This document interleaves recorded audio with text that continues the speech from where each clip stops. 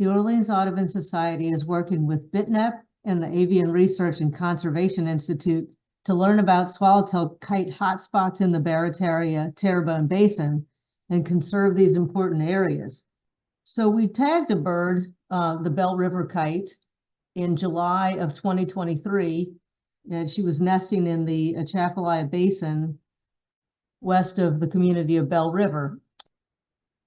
In this video, we're going to talk about wintering grounds that she visited in South America, and then we're going to cover her spring migration back to the United States. And I am your narrator and the primary researcher, Jennifer Colson. Now let's take a look at Belle River's wintering range in the state of Mato Grosso do Sul. So here we have Brazil, and then we can zoom in to the state of Mato Grosso do Sul, and you'll see that it's on the western boundary of Brazil, and it shares a border with Bolivia here and Paraguay here, and this is the Paraná River here.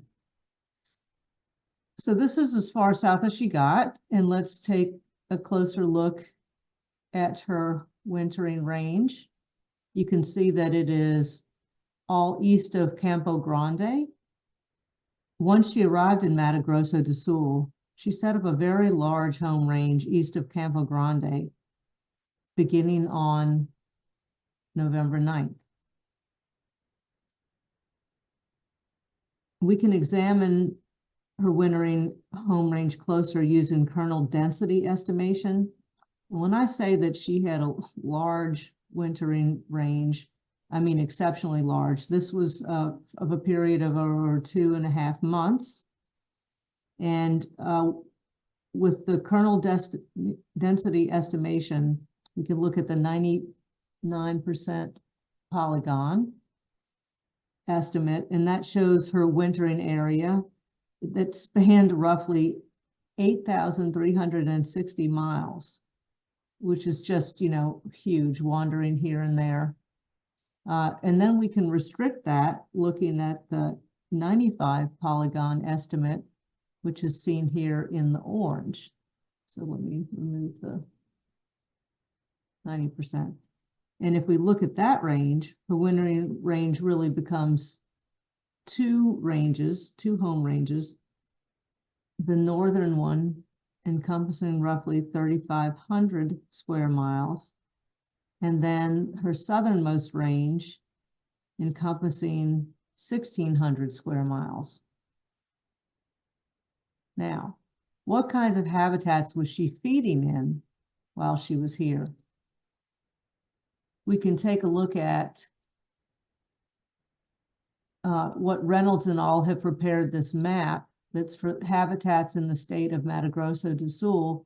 And they're using Landsat imagery to create these maps of habitat types. So her wintering range, Belle's wintering range, is around here. And so this block of habitat is expanded here. And the green denotes forest, mostly gallery forest, which means forested areas along rivers. And then Cerrado is the purple. We'll talk about Cerrado in a minute. And then other is mostly agriculture and rangeland. And you can see that other makes up most of this habitat. So the terrain is pretty flat. The natural landscape here is the Cerrado, which is an incredibly rich and biodiverse tropical savanna. Unfortunately, the Cerrado remains here in only isolated patches, and it's becoming increasingly rare, primarily due to the expansion of agriculture and cattle ranching. Well, the good news is if you're a swallow-tailed kite, you can still usually find plenty of food in agricultural and ranchland settings. The potential threat there being that if harmful pesticides are used that would affect birds, and that is still a real threat. Here's Belle's spring migration tract, and here is Brazil. Let's go to Mato Grosso do Sul, and that's where she started her spring migration on January 25th. So she kind of followed the west border of Brazil, heading northwest.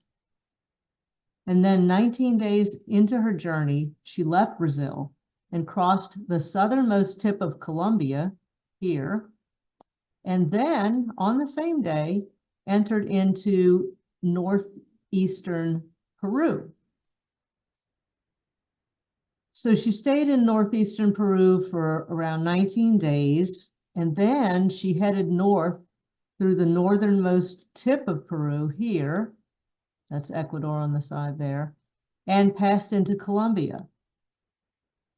So after heading into Colombia from Peru, she crossed the Andes Mountains here, just a little bit east of Cali. And here she is crossing into Central America. We find her in the Darien Gap on March 6th, passing into Panama. And here she is following the coastline, going through Costa Rica, Nicaragua, Honduras. Kind of interesting here. Here's a little kite shortcut that they like to make across the Bay of Honduras. Making landfall here in Belize, a little bit north of Belize City, and then passing into Mexico, where we find her in Quintana Roo. So let's see, on March 13th, she spent the night near the southern Gulf coast of Quintana Roo. And then the next day, she launched off over the Gulf of Mexico around noon. Let's zoom out here a little bit to see what she did. Okay, so she headed mostly north, and she kept her speed about the same, although she did slow down a little bit around here where you can see her track veering just a little bit, may have hit some headwinds there. And then the following afternoon, she made landfall near Biloxi. And let's see, her Trans-Gulf overwater crossing took about 27 hours and covered 636 miles. Wow. So let's see, we can kind of follow her track here. This is kind of fun because here she is passing over the Manchac swamp, and here's the Joyce Wildlife Management Area. She was probably within sight of the boardwalk, even flying there. That's a birding spot, so that's why I mentioned that. Then going through Maurepas, coming down here, getting closer to the breeding grounds. She reached the breeding territory on March 16th, and that night she roosted beside her 2023 nest in the Atchafalaya Basin. And so her nest is west of the community of Belle River and west of Pear Park. Belle River's spring migration route covered more than 5,935 miles. And that would be the distance, the minimum distance, if you just connected the dots on her travels. So it's a gross underestimate, but easily 6,000 miles or more.